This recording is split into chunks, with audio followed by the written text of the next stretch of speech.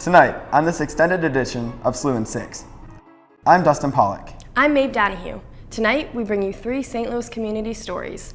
Centered around an advertising competition, the 2013 snowpocalypse, and a famous KSDK news anchor, these stories are brought to you by St. Louis University students. Premiering tonight, we have 3 of the final products of the multimedia journalism course offered at SLU. Through hard work, dedication, and determination, these students work to bring you the stories that matter.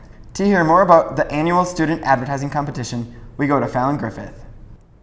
Each year, St. Louis University senior advertising students participate in the National Student Advertising Competition. Students all over the country were asked to create a campaign for this year's sponsor, Mary Kay Cosmetics.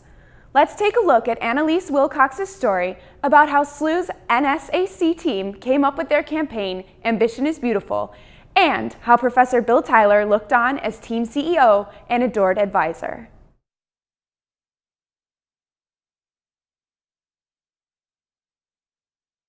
My name is Brogan Wiley, and I'm part of the NSAC advertising competition. It's basically hosted by the National Advertising Federation. This is about the closest thing that can come to the real thing.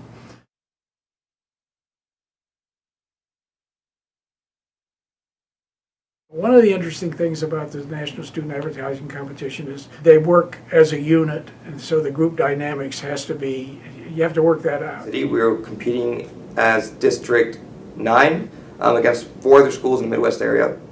The winner of that presentation goes to Boca Raton, Florida, to compete against the other district winners. Each year we have a different client who kind of sponsors the event, and then the students are in charge of, by school, are in charge of creating a campaign for them.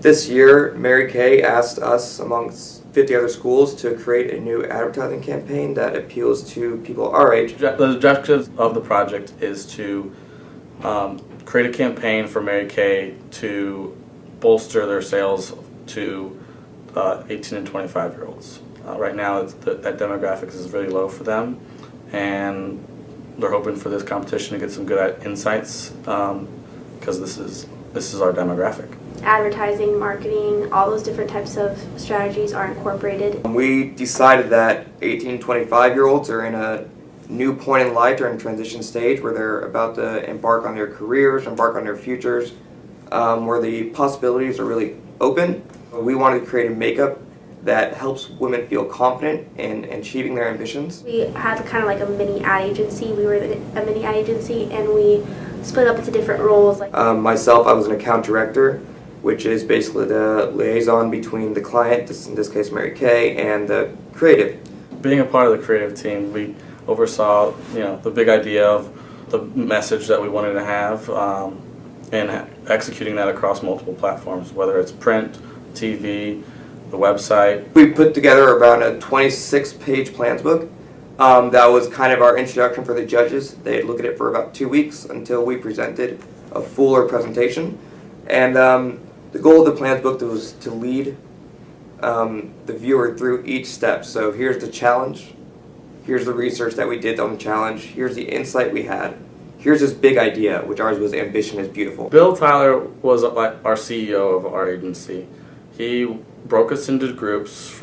He would oversee all the communication that went between each group. He would help us keep focused.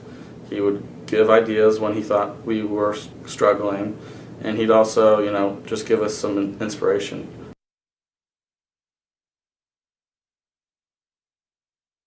The American Advertising Federation, I have been connected with that for a lot of years because I was on the board of directors of the ad club here in St. Louis. The first one was, I think, was interesting because it was Kodak. Maybe it was the second or third campaign we did it for. I think it was the Plymouth or the Dodge Neon. We produced that book ourselves here, and our color we did because with magic markers. Well, every book that we had to produce, like a book for every student, and then 5 or 10 for the judges, and all of that sort of thing. So we had a big part of the production was with the yellow magic marker 1. That's where we started. Now technology, you know where it is now. From then, you can imagine it's been fun. that's really a roller coaster kind of, I mean, you're up and down and everything. It's whether the campaign is great or not. If you have a really good group working together, that's the most important thing.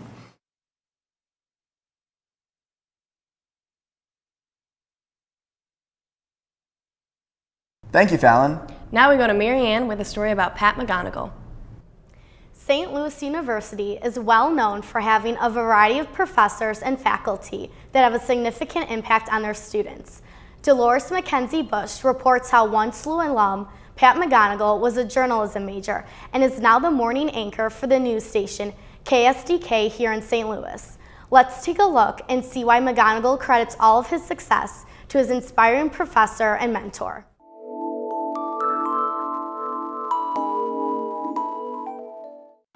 Oddly enough, I started reading a newspaper for the first time once a day my freshman year at SLU because we were just going to war with Iraq the first time in the fall of 1990. It was a very exciting time, and there was a big stack of St. Louis Post-Dispatches at the dorm where I lived. So I would read the newspaper every day. I fell in love with journalism, and then right around that time, I crossed paths with Dr. Avis Meyer, who is just such an infectious personality at SLU, and he loves the business so much, you wind up loving it just like he does. And he sort of got me in some classes and set me on a path, and the rest, is history. I learned a lot of the skills at SLU that I use here every day at KSDK. You wouldn't think so, but it's true. I worked on the university news, and I had to learn very quickly how to write headlines that fit a certain space and write in newspaper style, the whole inverted pyramid. And a lot of those skills are definitely something that we use every day now in television journalism. My first job was writing. There again, the writing was so crucial.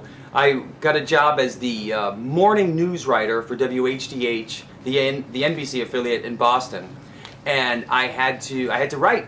And it wasn't an on-air job, it was just writing. And there again, the education I got at SLU and the training with the printed and the written word came in handy. It's something Avis Meyer, you learn writing headlines, coming up with little turn of phrase and, having fun with words. And that definitely got me my first job in TV, and that's a skill I learned, in one of Avis's classes for sure. My favorite Pat McGonigal story, and he probably doesn't even know this is my favorite story. When he got the call, I knew he was in Rochester because I kind of track him. When he got the call to come into St. Louis, he called me. This is one of the greatest honors I had of my entire life. I wanted to know this. He called me to tell me, say you never guess what, I had that interview. And I heard he was going to have an interview because I know people downtown. And I said, yeah. He said, I got the job. I said, that is great, man. When I said, I'm really honored that you called me. He said, I'm calling next. I said, who? He said, my parents. Deal, kid. That's a big. I told him, I said, that's a big deal. He said, hey, I think he gives me too much credit, but I love to brag on him. Absolutely. I say this to everybody. Just go out and do it. Like right now, whether you have a camera like this one that you can sign out from your high school or your college, or even if your smartphone shoots video, just start writing stories, start posting video. But if you keep at it, eventually you'll get really good at it, and you'll figure out, oh, this is how you shoot when the sun's over there, or this is where you do a stand-up when it's raining. Here's what I walk into your first job and say, I can handle your biggest story. If the mayor resigns in 20 minutes, I can go over with this camera, I'll shoot it, I can be live, I can do it right now.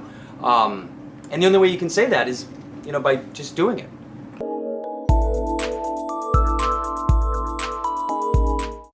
Thanks, Marianne. Now we go to Kirsten to hear more about the winter recap. Found yourself pulling out a pair of earmuffs, snow boots, and a scarf in the middle of March? Jill Schwed has the details on the nationwide Arctic blast and the impact of the snowy weather on SLU's campus. Hello, I'm Jill Schwed. It seemed like each week this winter it was a new Arctic blast around a significant snowfall. This wasn't just localized to St. Louis or even the Midwest region. In fact, the entire nation was experiencing extreme weather this winter. Just why was this winter so brutal for the entire nation?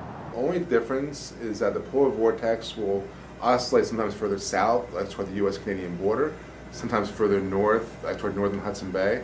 When it comes south, what happens is the flow on the west side of that vortex comes straight out of northern Canada and Alaska and the Arctic, and it gets really cold here. So when the polar vortex is further south than normal, it often is cold across the United States. Here in St. Louis, we certainly felt the brunt of the polar vortex frequently this winter.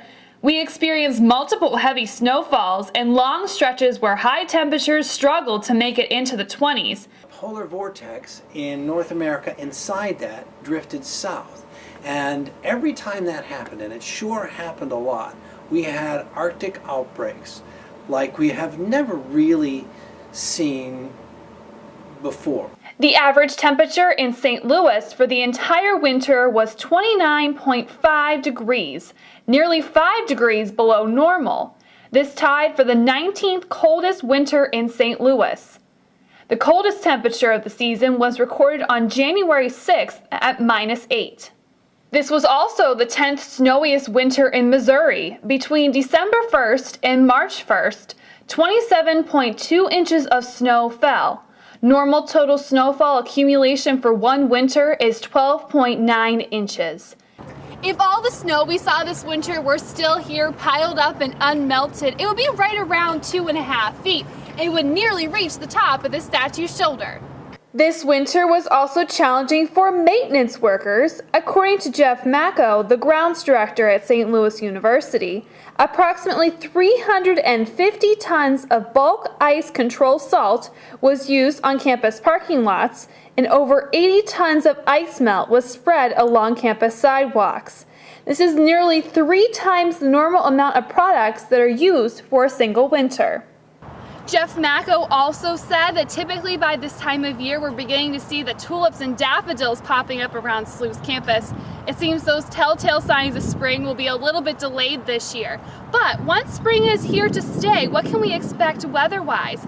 According to KSDK meteorologist Mike Roberts, the pattern is looking fairly interesting and we could be in store for a very active spring severe weather season. Reporting from St. Louis University's campus, I'm Jill Swed. And that concludes another edition of SLU in 6. Thank you for a great season.